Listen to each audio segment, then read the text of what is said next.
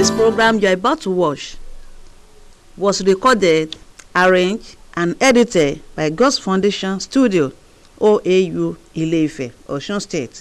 For more information, call 080 9182 0523 or 080 9158 2565 and 080 3852 6216. Our email address godsfoundationelite@yahoo.com. Our Facebook address akinfolarin m1@facebook.com. Happy viewing. Happy viewing.